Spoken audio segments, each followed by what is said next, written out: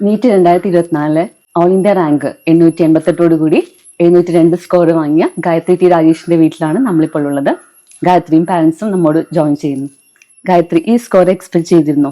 Exam കഴിഞ്ഞപ്പോൾ ഞാൻ 690 expect ചെയ്തിരുന്നു. പിന്നെ ആദ്യത്തെ റിസൾട്ട് വന്നപ്പോഴാണ് 707 ഉണ്ടായിരുന്നത്. പിന്നെ ആ ക്വസ്റ്റ്യൻ ആൻസർ ചെയ്തപ്പോൾ ഇപ്പോൾ 702 ആയി. അല്ലേ? ഓക്കെ. എങ്ങനെയായിരുന്നു ബില്ലിലെ മെത്തഡോളജി? എങ്ങനെയായിരുന്നു? ക്ലാസ്സസ് നടന്നുകൊണ്ടിരിക്കുന്ന സമയത്ത് ഡെയിലി പോർഷൻസ് ആദ്യം പഠിച്ചിട്ട് പിന്നെ എക്സാമിന് പഠിക്കാമെന്നായിരുന്നു. പിന്നെ പോർഷൻസ് വേഗം തീർന്നുകൊണ്ട് പിന്നെ എക്സാംസിന് മാത്രം ഫോക്കസ് ചെയ്ത് പഠിച്ചു. പിന്നെ ലാസ്റ്റ് ആയപ്പോൾ എൻ്റെ മിസ്റ്റേക്സ് കറക്റ്റ് ചെയ്യാൻ ഞാൻ നോക്കി. പിന്നെ ഇമ്പ്രൂവ് ചെയ്ത് വന്നപ്പോൾ. MBBS സെലക്ട് ചെയ്യാൻ എന്തെങ്കിലും പ്രത്യേകിച്ച് കാരണം? എൻ്റെ അടുത്ത് പാരൻസ് ആണ് പറഞ്ഞത് എനിക്ക് നല്ല ഒബ്സർവേഷൻ സ്കില്ലുണ്ട്, അപ്പോൾ ഒരു ഡോക്ടറാണ് നല്ലതായിരിക്കും. അങ്ങനെയാണ് ഞാൻ MBBS ഇതിലേക്ക് വന്നത്. ബ്രില്യന്റിന്റെ ഒരു മെത്തഡോളജി എത്രത്തോളം ഗായത്രി ഹെൽപ്ഫുൾ ആയി? മീൻസ് ക്ലാസ്സസ് ഒക്കെ നന്നായിട്ട് മനസ്സിലാവാറുണ്ട്. ഇനി മനസ്സിലാവാത്ത ഏതെങ്കിലും ഭാഗം ഉണ്ടെങ്കിൽ നമുക്ക് ലെക്ചർ വീഡിയോസ് റെഫർ ചെയ്യാം.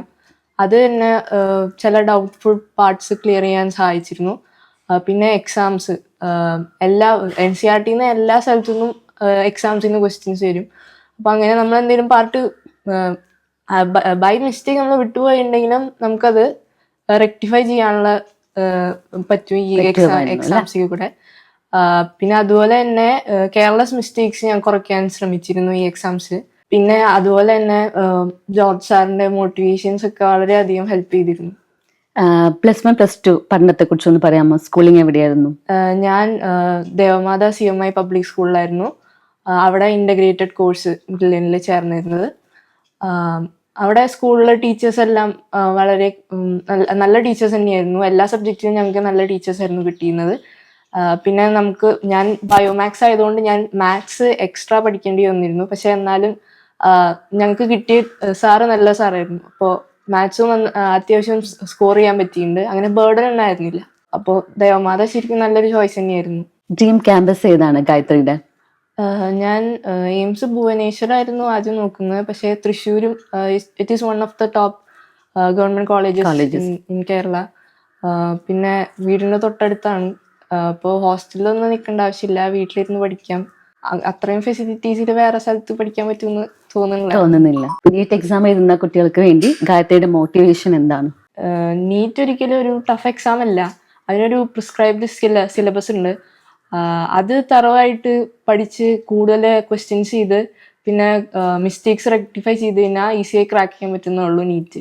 ഗായത്രിയുടെ സ്കോർ അറിഞ്ഞ സമയത്ത് നിങ്ങൾക്കുണ്ടായിരുന്ന ആ ഒരു സന്തോഷം ഒന്ന് എക്സ്പ്ലെയിൻ ചെയ്യാമോ? മോൾക്ക് നല്ല സ്കോർ എക്സ്പെക്ട് ചെയ്തിരുന്നതാണ് ആദ്യം മുതലേ. ഓക്കെ. ഞാൻ ആക്ച്വലി ഇതിലും കൂടുതൽ പ്രതീക്ഷിച്ചിരുന്നു. കാര്യം അവള് അതുപോലെ ഹാർഡ് വർക്ക് ചെയ്തിട്ടുണ്ട്. ആദ്യം കുറേ ഉള്ള ആദ്യത്തെ പരീക്ഷകളിലൊക്കെ മാർക്കുകൾ കുറച്ച് കുറവായിരുന്നെങ്കിലും ടൈം പോകുന്തോറും അത് ഇമ്പ്രൂവ് ചെയ്ത് വരികയായിരുന്നു. പിന്നെ പരീക്ഷ സിമ്പിളായപ്പോൾ കുറച്ചുകൂടെ പ്രതീക്ഷിച്ചതായിരുന്നു. പക്ഷെ കുഴപ്പമില്ല, ഇത് നല്ല മാർക്ക് തന്നെയാണ്. ബ്രില്യന്റ് തന്നെ നിങ്ങൾ സെലക്ട് ചെയ്യാനുള്ള കാരണം എന്താണ് കോച്ചിങ്ങിന് വേണ്ടി? ഒന്നാമത്തെ എന്താ വെച്ചാൽ കുട്ടികൾക്ക് ആ സ്ട്രെസ് ഒരിത്തിരി കുറഞ്ഞു കിട്ടുന്നുണ്ട്. എന്തൊക്കെ പറഞ്ഞാലും ഒരു 12:45 വരെ ക്ലാസ്, ഇത് കഴിഞ്ഞിട്ട് എല്ലാം കൂടി കുട്ടികൾക്ക് ഒരു 6 മണി 6:30 കൂടി വീട്ടിലെത്തി അവർ ഡെയിലി പോർഷൻസ് പഠിക്കാനും ഒക്കെ അത്യാവശ്യം നല്ല സമയം കിട്ടുന്നുണ്ടായിരുന്നു. അത് വലിയൊരു കാര്യമാണ്. പിന്നെ സൺഡേസ് ഒരു ഒഴിവ് കിട്ടുന്നു, അതൊക്കെ വലിയ കാര്യമായിരുന്നു. എന്താ വെച്ചാൽ ഇവർക്ക് നല്ലൊരു കോമ്പറ്റീഷൻ പ്ലാറ്റ്ഫോമാണ് അവിടെ. നല്ല കുട്ടികളാണ് വരുന്നത്.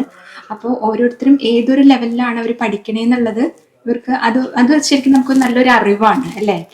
ഓരോരുത്തർ എത്ര നന്നായി പഠിക്കുന്നുണ്ടെന്നുള്ളത് നമ്മൾ അറിഞ്ഞാലാണ് നമ്മൾ അതിനനുസരിച്ചിട്ട് ഉയർന്നു വരുള്ളൂ.